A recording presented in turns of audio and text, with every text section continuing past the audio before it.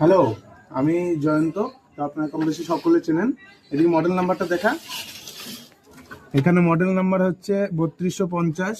3250-এর যদি আপনাদের ইপসন এই পিছনটা দিয়ে যদি নিচে দিয়ে যদি কালি লিক হয় তাহলে কোনো ভয় পাবেন না। এই যে এখানে একটা চেম্বার থাকে, এই চেম্বারটা যখন ভর্তি হয়ে যায় তখন ওখান থেকে লিকেজটা হয়।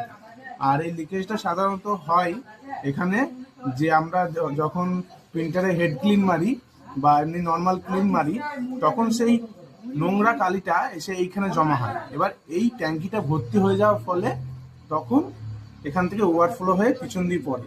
আপনাদের যদি কারো ইপসন এইগুলো সব পড়েছে, এইগুলো সব কত কালি নষ্ট হয়েছে এখানে।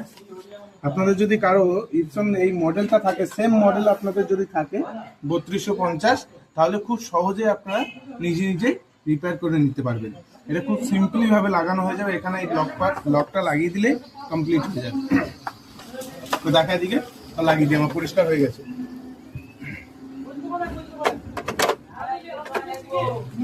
এই যে এখানে একটা খাঁজ আছে, এইটাকে মেনটেন করে এইটার সাথে লাগাতে হবে। ব্যাস, এটা লক হয়ে গেছে। এবার যে এটা আছে আমরা লাগিয়ে দেবো, তাহলেই ঠিক হয়ে যাবে।